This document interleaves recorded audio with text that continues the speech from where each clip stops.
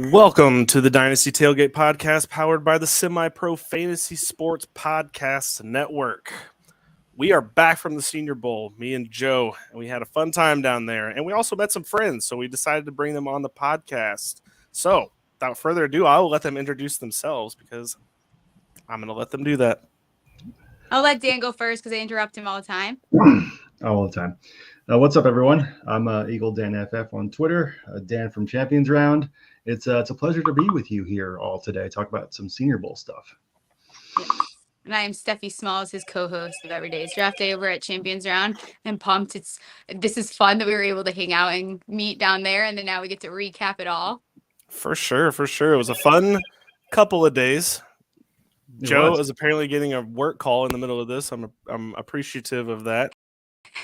And there goes Joe. All right. Well, awesome. Glad that he's mad we called him Josh all week. Yeah, probably so. No, that was hilarious. That was awesome, to be honest with you.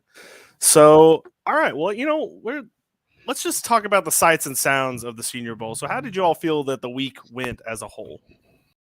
Daniel?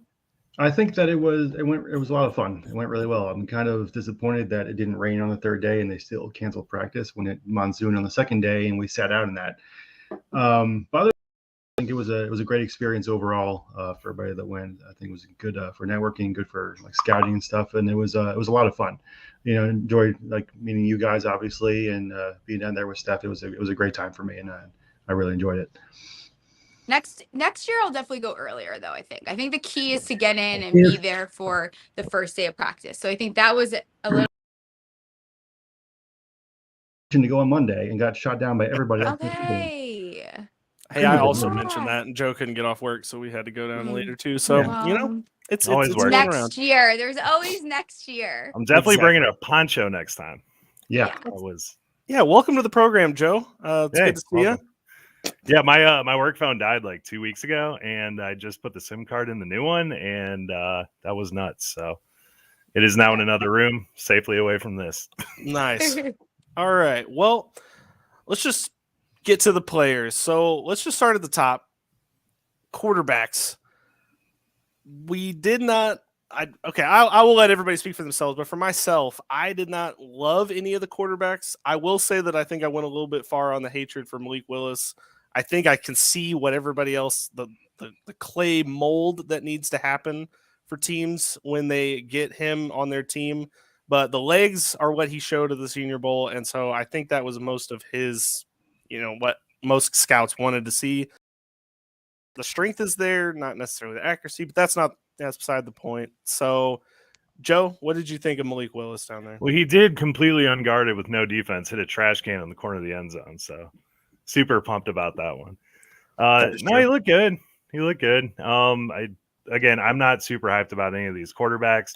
I've been reading a lot of news. I'm seeing that the Panthers are apparently enthralled with Kenny Pickett, and they're considering him at 6. I didn't see a sixth pick out of any of those quarterbacks there, but undoubtedly two of these guys is going to rise up, and I'm just not that impressed with them. Fair enough, Dan. I think a lot was made of Kenny Pickett going 6 for 6 for a touchdown in the actual Senior Bowl game. But in all the practices, I mean, we can all see like the kind of athletic potential that Malik Willis has. I think it would have served him better if he had thrown a bit more, because we all know that he had legs. That wasn't a surprise to anybody. He showed that at Liberty. I think we were all looking for like how he could, stand in the pocket, process his reads and all that. And I don't think he showed that enough at the Senior Bowl to make anyone feel that comfortable. I know obviously the quarterbacks are going to be taken higher than they should because that's it's the most important position in the league. But for me, like I wouldn't take, except for maybe Willis and maybe Pickett, I wouldn't take any of these guys in the first round. I just don't think that they have so many like huge red flags and question marks and then some of them just played badly. Like to be honest, like Strong just played bad. So I would personally wouldn't as a GM wouldn't take any of these guys high. I know they will go high because that's just how the league works. But I really wasn't, as you guys said, I wasn't that impressed by any of the quarterbacks at all in the Senior Bowl. I feel like you're not getting a single NFL ready quarterback. Is that fair to say? Like, I think that all of them are in some way, shape, or form a project. It's going to have to take the right team to have patience and work with one of these guys, because all of them have stuff to not like about them. Like, yes, there's a lot of promise in Malik Willis, and I probably was too hard on him as well while we were down there. But again, like even that day 2 practice, like I just didn't. Those guys looked ridiculous. They looked ridiculous. Like, and I get it was raining, and Willis probably looked the best, but even that day, I thought Strong kind of looked pretty good too. Like his arm strength is good, and I get that. I felt like he was probably just trying to show off a little bit, but I think no matter who it is that gets, there have to be ready for a project. It reminds me, not like talent wise or player wise, but it reminds me of Trey Lance, where it's like there's this raw talent in Malik Willis that you can get behind. I see it. I see the fascination, especially fantasy football. People love their mobile quarterback, so I get it. I understand why people are excited, but again, yes, there's raw talent, but how is that going to translate onto an NFL field? This is not college anymore. So there's definitely going to be things. I think none of these guys I see should be starting next year as of right now. So that's scary. If that's like the way the Panthers go, power to you, but we've seen how stuff like that happens with Sam Darnold and other quarterbacks in the past. So it sounds like a recipe for disaster, but that's their choice. Yeah, for sure. And I think Malik Willis is probably going to start right away, because of his mobility, you can't really just sit that on the bench, because, you know, with a runner, you got to have those legs going as soon as possible, because they're going to wear out sooner rather than later. So hopefully whatever team gets him is prepared for that. I'm scared if he ends up whatever, like Washington, whatever, because I don't know what that means for the wide receivers. Probably nothing good, but I don't know. Kenny Pickett seems a lot like a game manager. I could see like a Mac Jones type of situation for him. If he goes to somewhere that's like already built, maybe he can lead that, like Pittsburgh, for example. Like they're already built. That would be good for him to go there. Malik Willis probably would succeed there too, since Tomlin apparently liked him. But the rest of these guys, they're projects. That's what they are. Everybody has a red flag.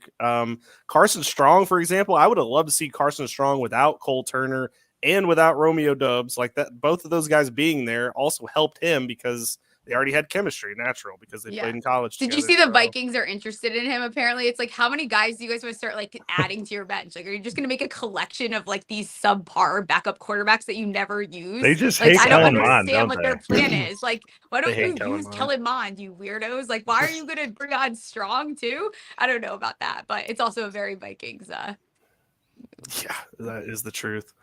Yeah, I don't know. The quarterbacks left something to be desired. Maybe the combine will change my mind. We'll finally get Kenny Pickett's true hand size, see if that is an actual problem or if it's just him being double jointed. I don't know. He threw for a bunch of yards at Pittsburgh this year, so hopefully that is not something that's a big issue. So we'll move on to the running backs. Joe, I'll let you start out with this one, because I know your love for the first running back you're going to talk about, but as far as running backs go, how did we feel as a whole that the group went? As a whole, there were a couple guys that stood out to me on this one. I've been very open about my love for Rachaad White. I will lead off with him. The man is a monster. He has the instincts to pick up a ball on a 2-point play after it was fumbled and immediately take on contact, and almost made it to the end zone. Him on the field, he just looked like an absolute man among boys there. I mean, he was totally built different. The one thing is his sideways quickness. We watched him on that agility drill a couple times. He had slow feet at first, but they definitely picked up speed as he loosened up. And the burst the guy has on him is absolutely awesome. Robinson out of Alabama, he looked okay.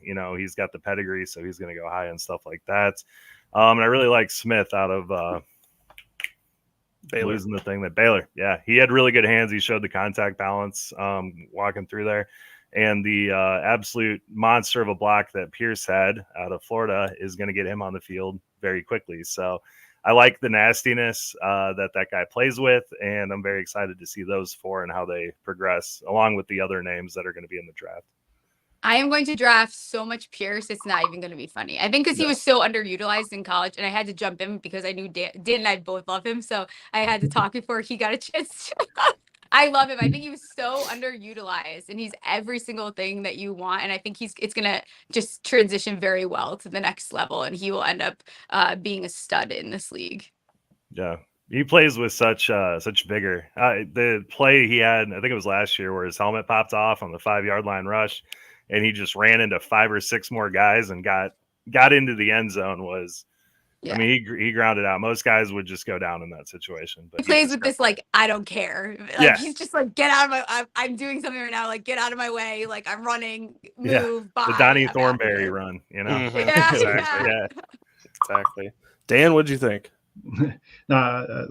Steph is completely right. I loved Pierce. I thought he was the best back overall at the Senior Bowl. I love his receiving ability was underrated. I think that the main thing that everyone was down on him was just he just wasn't used in college. But if he has the kind of talent that translates that he did in the Senior Bowl, or he had excellent vision, a better vision than I thought he'd had. He has excellent balance, like Joe mentioned, and his pass pro was easily the best. I mean, he was passing proing better than some offensive linemen down there. So I think he's someone that I will also have a lot of because I'm not in any leagues with Steph, so we can share. But someone else that I actually was really happy about was Jerome Ford out of Cincinnati. I think that he was really quick. He had that really good outside run, the one practice. So he shows good vision as well. I don't think he has the size to be a 3-down back, but he can definitely be that third down change of pace back in the league going forward. So those two guys were my main. White also had, White clearly could handle the load. He handled the load in the Senior Bowl game, and that fumble pickup from the quarterback that apparently can't handle snaps, and then trying to rush into the end zone was amazing awareness. So overall, I think the running backs displayed a lot better potential than we gave them credit for going into the Senior Bowl. So overall, the group was really helped by the event. I agree. I will admit to everybody that's watching, James Cook, who we were really excited to see there, was not able. He was either not able to make it or he declined the actual chance to go after he accepted the invite. I don't know. I would have loved to have seen him there. It really could have helped his draft stock because now I'm even considering like White and Pierce maybe on the level of James Cook or even like a little bit above him because I just needed to see more from him, and this was his chance. I will mention Brian Robinson during the game got outplayed by TJ Pledger, who arrived on Thursday. We didn't even get a chance to see him because he didn't get there until Thursday to practice on the closed practice. And TJ Pledger outplayed him in the Senior Bowl game. So that is very concerning to me because I kind of liked Brian Robinson going into this, but left a lot to be desired after seeing what even his own team must have thought of him because TJ Pledger closed out the game when they were trying to come back and win that. So kind of concerning there as well. Yeah, he was someone that I was looking forward to seeing too. And it just felt very flat. Like it was just like, everything he did was and you weren't looking at him. Your eyes were somewhere else because he was not drawing your attention by any means. Not at all. Yeah, I literally asked you all. I was like, "Is Brian Robinson out there?" Like, I didn't see him at all. I was just I mean, yeah. And I was like, I just asked Dan that. I don't know. Like, I feel like that's not a good thing. That's a little bit on me, I will admit, but I also think that's a little bit on him because I definitely knew who Damian Pierce was out there. I definitely knew who Rashad White, Abram Smith. Yeah. Like, I definitely know who those guys were. But he just kind of slipped through the cracks. But not slipping through the cracks were the wide receivers. So these players kind of I feel like all boosted their value. Not so much during the game, seemed to be a tight end friendly game, which we'll get to them. I know Steph loves some of these tight ends, but as far as wide receivers go, Steph, who did you like out of the wide receiver group this week? I'll leave one for Mr. Dan because I know who he's going to want to say. I mean, Christian Watson obviously is getting a lot of buzz, right? Like people forget too. Yes, I think he was the most consistent overall wide receiver there. He's the big bodied guy that you want that can be an alpha receiver. And I think he showed that. And there was concerns with him coming in that, there was a lot of drops, but I think he showed very strong hands and it wasn't as much of a concern watching him. I think people forget too, like he's kind of getting that hype where he might be moving up a little too far in draft boards. I think people are forgetting about the wide receivers that were not there. But I think he definitely made a name for himself and we'll see him go earlier than before the Senior Bowl. Agreed. Joe was mentioning this last night. It was actually fascinating that Christian Watson played better without Trey Lance being at North Dakota State than when he was there.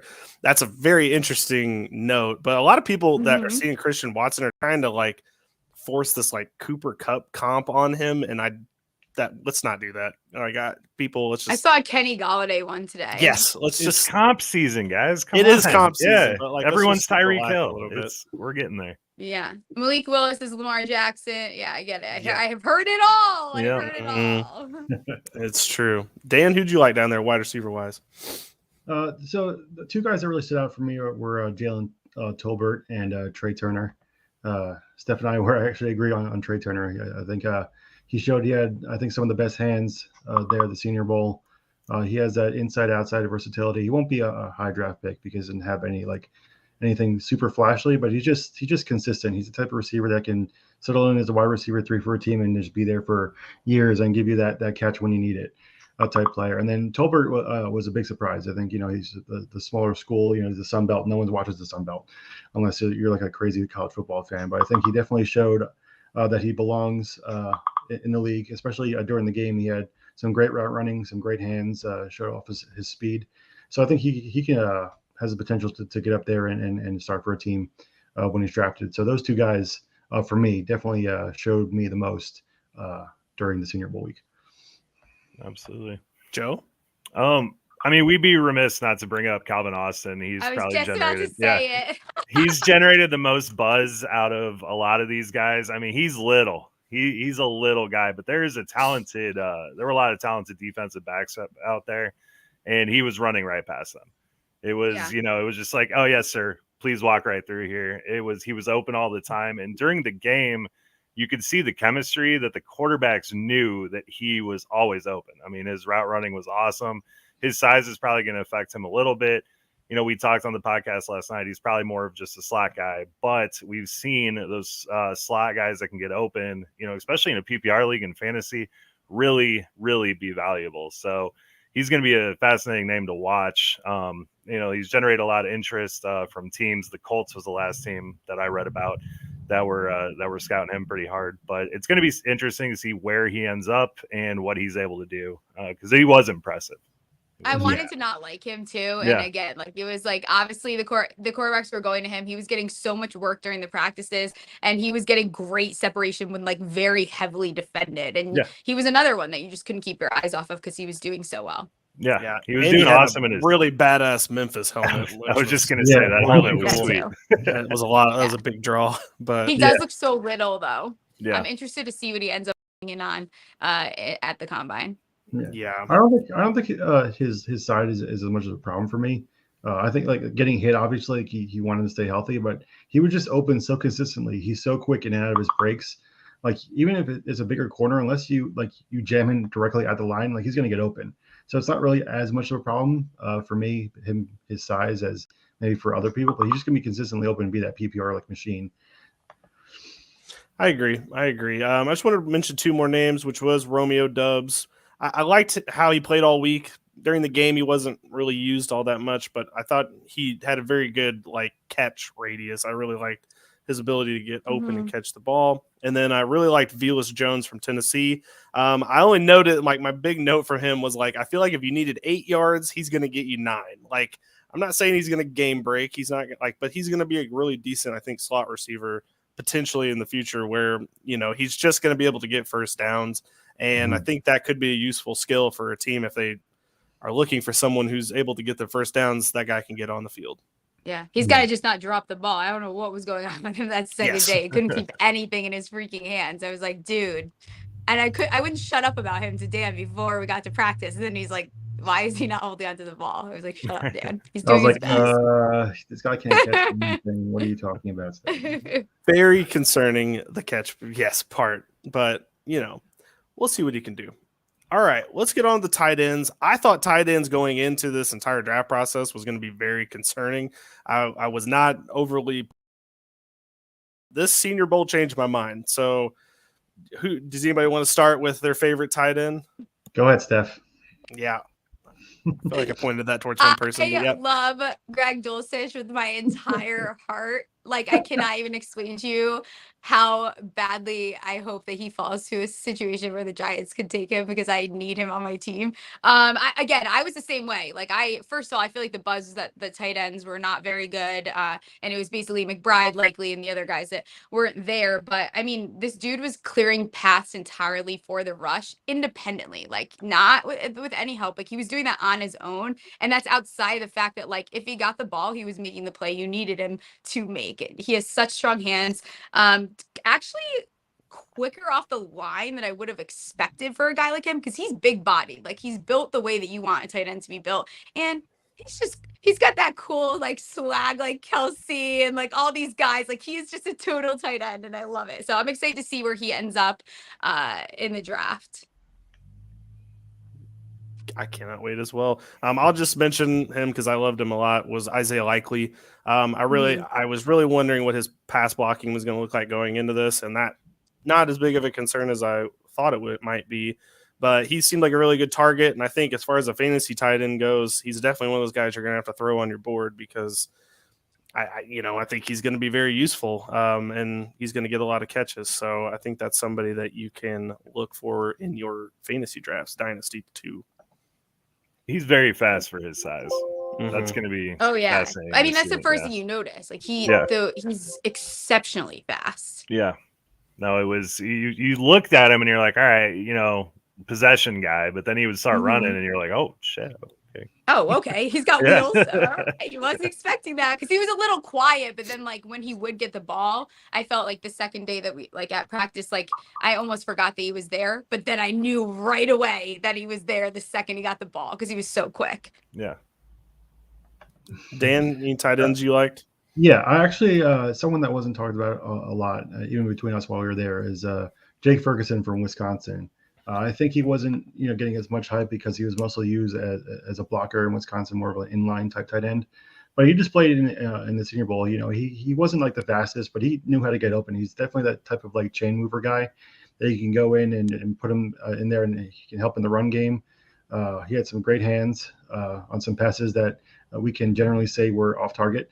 But overall, I think he really impressed me a lot in the Senior Bowl game, and blocking in the Senior Bowl practices. So he's that complete tight end that isn't going to wow anybody. He doesn't have the athletic, abilities of a Kelsey or Waller, but he's a guy that you can like park on your line, and he'll be able to produce for you. I mean, he'll probably never be a fantasy stud, but he'll have a couple of good games for you here and there. I can agree with that. Trey McBride's probably the best receiving tight end. Just his contested catch is something that you can't multiply. And then Cole Turner, I really liked him a lot in the game. I was really excited. And I mean, it seemed like the quarterbacks all loved them some tight ends during the game. It was their security blanket for sure. So that was exciting to see as well. I think Cole Turner is going to be one of those guys that ends up looking like a steal. Like, he doesn't get great separate. Like, all my complaints about him, like, he is coachable. Like, I got to talk to him too, and he's like a really good kid. Like, he was like, if I had to compare myself, like, I would go with more of a Waller type. Like, he's very motivated. So I feel like a kid like that, with all the skills that he has, it'll take one good coach, and he could be an absolute stud. I agree. Absolutely. I'd be remiss if I didn't mention the IDP part of this. Honestly, like, there was a couple that stood out completely. I mean, Perion Winfrey had the best week of practice. I think he was one of the best in the drills. During the game, Boye Mafe, I believe is how you say his name, was one. I think he was either the best player in that game, or he was just below Perion Winfrey. But Perion Winfrey was easily the biggest riser in this class, I think, because of what he did at the Senior Bowl. Oklahoma, great job. You underused him. I appreciate that as a fan. Any IDP people stand out to you all as far as risers? Winfrey probably would have been who I said. I'm trying to think of who else.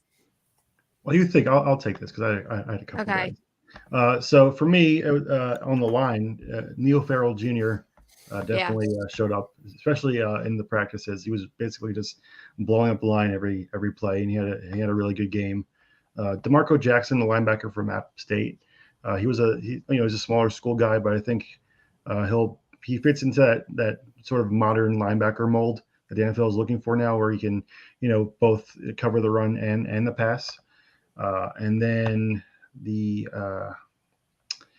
one play that stood out, and I don't know enough about this guy to see where he's drafted, but Kyron Johnson's blowing up that offensive lineman in practice that one day where he just bull rushed him like into the goalpost was literally the most hilarious thing I've ever seen from any practice ever. Like, he just destroyed that guy.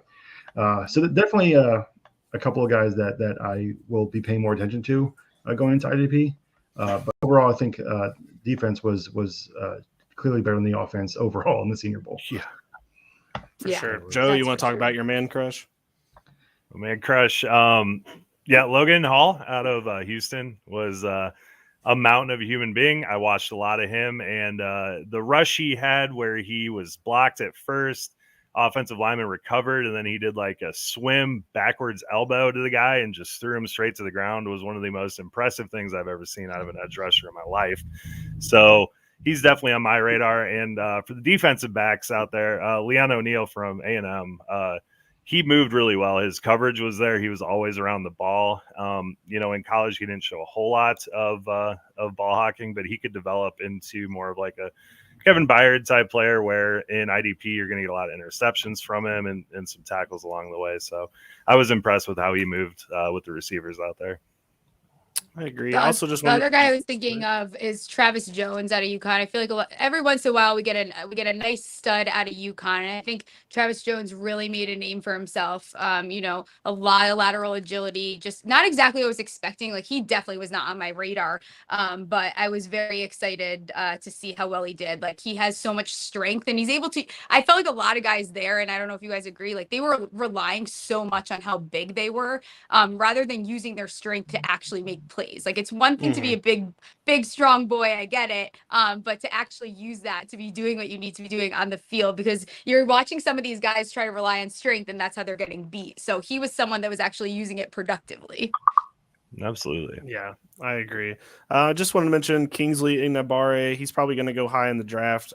During the game, he kind of disappeared during the game, but as far as practice went, he was he won all of his one-on-ones, so that was cool to see. And then during the game, Channing Tindall, I don't know if you all saw that, where he just like came from one side of the field to the other to end up making a play. Like that kind of closing speed is something that you really would like to see it at that. He kind of was not really highly talked about coming out of Georgia, but because that Georgia defense has, a lot of studs on it, so kind of hard to stand out. But he definitely, got my attention during the game. Okay. So do we have any other notes that we wanted to get out there that we maybe didn't mention during all of this? I just want to shout out real quick Cole Strange, the offensive lineman from Tennessee Chattanooga. I think, he was easily the best interior lineman during practice. I think he really helped his stock out, and it was impressive that he wasn't like the rest of the offensive linemen getting absolutely bowled over pretty much every play. So a quick shout out to him. He really impressed me. And the last one is I really think that Connor Hayward is going to make fullbacks cool again. I knew It's going to happen, okay? Him and Jeremiah Hall were pretty good. Down there, he will somehow change the position. I will put money on it. I am so excited. He was fantastic. Yeah, I liked him, and Hall from Oklahoma was both pretty good fullbacks. I thought the fullbacks were pretty good. I just wanted to mention Sam Howell. We didn't talk about him during the quarterbacks. He is short. He is very short. But I will say that he was a lot more elusive than I thought. His running, it's one thing to see it on the stat sheet. It's another thing to see it in a game. And it was shocking that he was able to make some things happen. So, his arm's good, not great, but, he could be serviceable. Definitely. He's a very people love him, Yes. so I wasn't very impressed. I don't know that he's the next Patrick Mahomes or whatever the comp is these days, but I think he probably was overall the most consistent guy there when it comes to the basic needs of a quarterback.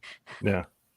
But he will go way too high for what I think, how much of a project all these guys are going to be. Yep, Such they're projects. all projects. Joe, anybody else you need to get out? I just it's not Senior Bowl related, but it is Dynasty related. Garrett Wilson is moving down my boards because a video surfaced of him at Top Golf, and he is horrible golf swing and threw the club way down the range. And as a golf guy, I just can't root for that. At least hold on to the club, man. That's all I ask. Well, fair enough. All right. Well, before we get out of here, did any of these players sneak up into the first round of your Dynasty rankings? Did anybody on this list, would you say, I might take that person at 11 or 12? We won't count IDP, just offensively. Did any of these guys make that kind of impact, or is it still second or third round? I think definitely 100% Pierce did. I'd probably even go higher than 11 and 12, honestly, for Pierce with what he showed. Like I said before, if he can translate the kind of effort and production he had during practices in the game, he's easily a first round pick for me in rookie drafts. Okay. Steph? I don't disagree. I don't think. I think I would maybe take him at the end there. Other than that, I don't know that I'm going to get too crazy quite yet. As far as moving in my rankings, but time will tell. There's a couple guys, good combine. Maybe I sit on it for a little bit and change my mind because I am indecisive and change my mind all the time. Could happen. There goes my clickbait for this. Yeah, I think that's I can't honestly say that I would take anyone else. I think Pierce would be tempting for me towards the end there. Yeah. I think I can agree with that. Maybe Rashad White, depending on how he's way up, man. The running backs look at the combine. Maybe he just looks way above and beyond. But yeah, problem is there's a lot of good skill position players out here, and it's landing spots, combines still to come and everything. If you're doing your draft now, you could definitely take a shot at Pierce or White or something like that. Right. 12, 14 team and the right landing spot, they could massively pay off for you. But it's just time will tell in that regard. Yeah, for sure. There's a lot of players, I think a lot of people forget, and this happens every year with the Senior Bowl. Everyone gets super excited, but then forgets that like a majority of the higher rated guys are not at the Senior Bowl. Like, there's a lot of guys that also are going to be probably going ahead of them. Well, the highest rated wide receiver was going to be here was Jahan Dotson, and another player that pulled out right before the game. So, and then like Devin Lloyd was going to be a high first round pick here at the Senior Bowl. He pulled out ahead of the practice week. So yeah, it's just, we don't want to go overboard with how the Senior Bowl can affect things, but it's a good little base measurement for those guys. I can tell you this, the second and third round of the actual NFL draft is going to be popping this year because a lot of these guys have worked their way up into that, I believe. Yeah, it's not a very top-heavy draft, but it's a deeper draft than I think we give it credit for. Which is very fun if you have a crap team that needs to actually add depth to their roster. So I'm very excited. I can imagine. All right, well, we'll close this out. Dan, Steph, I appreciate you all joining us today. Is anything you want to pitch for us real quick? Anything you can direct our audience to? No, we'll have an episode of Every Day is Draft Day coming out, and all of our stuff is at Champions Round. You can find me on Twitter at Stephie Smalls with 3 L's, and usually I'm posting whatever we're doing. Fair enough. Dan? Posting whatever, period. You can find me on Twitter at EagleDanFF. Like you said, Champions Round doing a bunch of content for the Super Bowl, so check us out there. A lot of great stuff. Thanks for having us on. This was fun. I can't wait to get another drink with you guys in the near future. Absolutely. Yeah, for sure. We'll have to make that happen. So still recovering from that last drink. Maybe less shots. Yeah. Maybe less shots. I slept in every single day this week. Yeah. It's been rough. That Friday was not a long day as far as getting out of bed, but it's okay. We had fun. So follow me at Ombre Vendor on Twitter. Follow Joe at OP Economist on Twitter. Follow at Semi Pro Fantasy on Twitter as well. Leave any questions or comments on the YouTube video. We will answer them there, or you can always hit us up on Twitter. That also works because I will definitely always be on there. So for at Semi Pro Fantasy Sports on Twitter, I appreciate y'all tuning in today and have a great rest of your day.